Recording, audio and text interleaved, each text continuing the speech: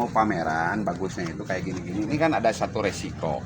Namanya kontes itu ada risiko. Resikonya pohon yang tadinya di ember dipindahin di pot. Kemudian yang tadinya belum besar kita potong. Resiko kan ada satu resiko. Tapi intinya kalau dalam kontes itu kita menilai bentuk konsep.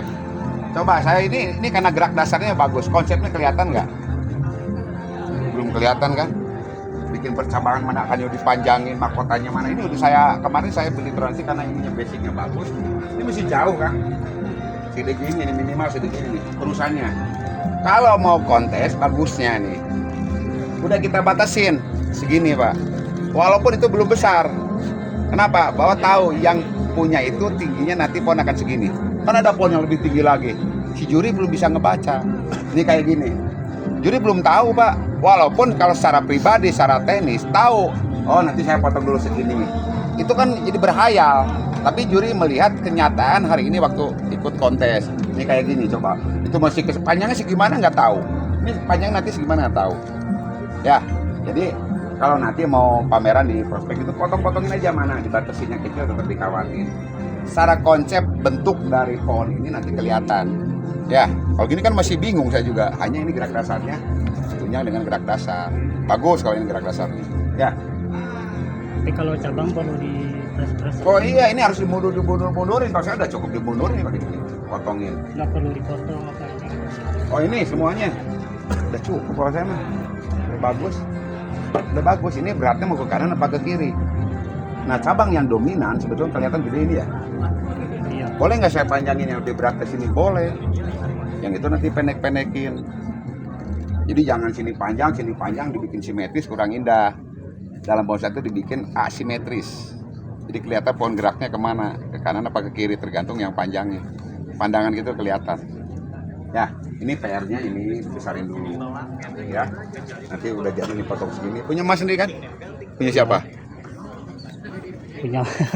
Oh ini, maksudnya gini nih, tolong kalau nanya itu lebih baik pohon sendiri, jadi nanti tahu solusinya. Ini hanya sebagai batas pemahaman untuk keseluruhan ya. Tapi yang ngerjain saya Pak. Oh gitu, ya Iya. nggak apa-apa kalau ngerjain justru itu trainernya kan.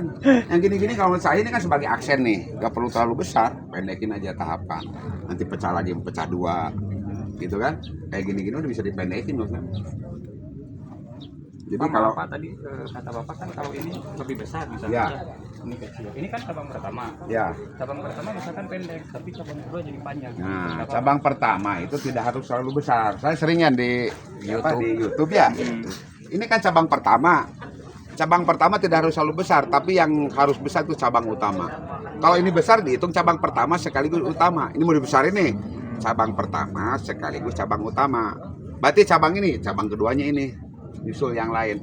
Tapi kalau saya mau besar ini kelihatan konteks dari sekarang yang besar ini panjangin aja jadi arahnya itu lebih berat ke kiri. Nah lebih bagus lagi lihat konteks pengakaran itu lebih akurat. Akurat tuh gini, lebih logis lah. Misalkan ini lebih kuat di sini ya, ini harus dibesarin sebagai cabang utama dan pertama. Contoh lagi nih saya kasih contoh. Ada pohon biasanya cabangnya di bawah kecil. Nah itu kalau dibilang cabang pertama ya cabang yang duluan numbuh di badan, betul nggak? Cabang pertama tidak harus selalu besar kayak gini. Kalau ini cabang pertama tidak harus selalu besar, tapi ini saya akan besarin sini. Nah ini sebagai cabang yang utama, itu cabang yang dominan. Jadi nggak apa-apa gitu. Nggak apa-apa. Kan ini sekarang banyak variasi ya.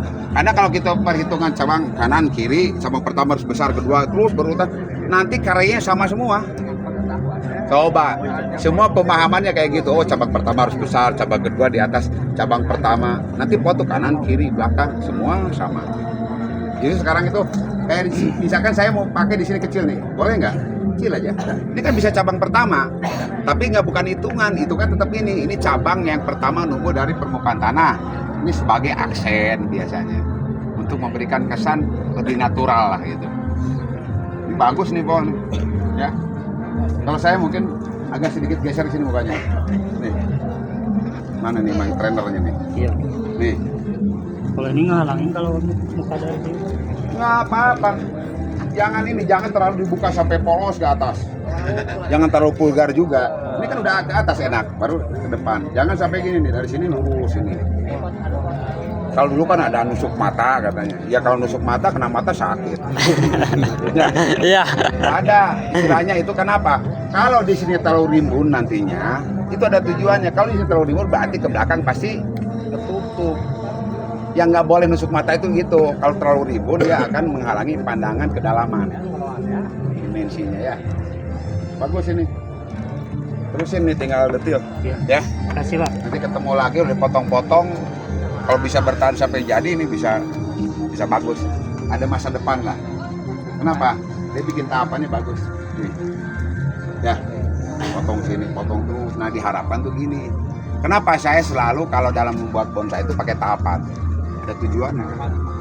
Begitu pakai tahapan tidak akan berubah lagi. Ya walaupun berubah juga nggak terlalu inilah berapa persen. Tapi kalau nggak pakai tahapan nanti pakai cenderung ini. Kalau nggak kuat turun ke bawah. Berarti kan nggak stabil.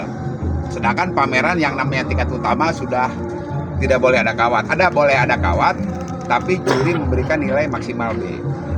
Pohon sebagus apapun. Di bintang udah nggak dinilai kan, dilewat aja kawat udah lewat. Karena namanya pohon jadi itu pohon yang sudah tidak ada unsur rekayasa manusianya, udah minim. Kalau kawat kan alat bantu. Malahan yang kayak gores-goresan gini tuh diperhitungkan gitu. Jadi kalau mau melukain gini itu lagi proses pohon di grow. Jangan sekali-kali berproses kita bikin rekayasa itu di pot itu lama pertumbuhannya. Akhirnya menimbulkan cacat. Ya. Kalau mau diacak-acak dibikin sulur gitu udah lagi di ground tuh. Nanti jalan lagi nutup. Kalau nggak ada kawatnya tapi masih ada bekas kawatnya gimana? Nah itu bekas kawat hanya perhitungan. Jadi pohon itu sealamiah mungkin. Bekas kawat itu kan bekas hasil dari rekayasa ya masih kelihatan. Itu juga sebetulnya bisa kurangi nilai. Tapi kita tidak sedetil itu, belum. Makanya ada teknik yang namanya clip and grow, main cutting. Nah itu lebih bagus, cuman lama. Biasanya nggak pakai kawat, tarik, udah gede potong, tarik. Itu nggak meninggalkan bekas kawat. Cuman bikin bonsai cara gitu tuh lama. Terserah, tinggal pilihan mau cepet, lama bagus cepet. Kalau lama nggak bagus tuh kebangetan kan. Yang hebat tuh cepet tapi bagus. Itu benar. Berarti kan teknis itu. Teknik. Ya. Oke. Oke. Nah satu lagi Pak Ujang, Ya. Ini kan tadi kalau kontes Ya. kita nggak boleh relos. Ya. Nah kalau sebelumnya misalkan dipotong di sini tapi belum tumbuh terus nggak apa-apa itu ikut kontes.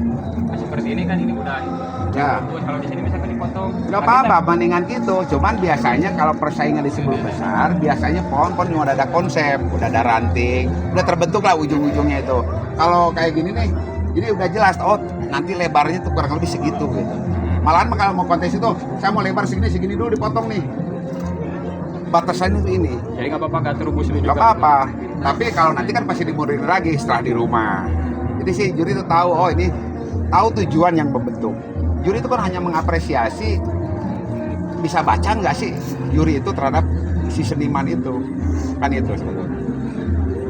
Nah ini kan saya ngobrol gini secara teknis. Sebetulnya kalau dalam penjurian itu di nasional itu yang barang jadi itu ada angka. Tinggal kita lihat angka. Oh punya saya kekurangannya bisa di gerak dasar. Ya udah betulin dulu gerak dasar.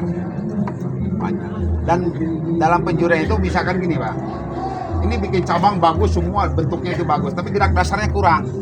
Bisa menang nggak? Bisa. Kenapa? Dalam nilai itu namanya sistem penjurian ada penampilan, gerak dasar, keserasian, kematangan. Nah, yang gerak dasar kurang, tapi yang lainnya nonjol, akhirnya ke bantu. Tapi biasanya kalau pohon-pohon yang juara boleh penampilan, gerak dasar, keserasian, kematangan, itu udah tinggi, pasti rata-rata pohon itu minimal best 10 lah kalau di pameran nasional itu. Kalau kayak gini kan dilihat gerak dasarnya, konsep dasar itu maksudnya dengan komposisi sederhana itu yang belum besar, masih kita maklumin. Tapi ya kalau gerak dasar harus tuntas kayak gini. Harusnya sampai sini nih tuntasnya. Saya maklumin kok. Ini punya kekuatan ini. Ya. Terus ini bagus nih. Kayak gini aja nih lihat kawat. Lo lupa. Nggak dibuka. Jangan telat, itu kan menghambat juga. Nah nanti kalau yang punyanya nih udah jadi pohon gini, potnya segini nih, di pot kotak segini, tipis. Jadi pohon tuh kelihatan, jangan sampai kebanting sama pot. Pot tuh penting Mbak, untuk nanti proporsinya dengan batang dengan pot itu. Nah, itu penting karena judulnya kan bonsai. Kalau mengabaikan pot berarti bukan bonsai, say doang. Say. Ya.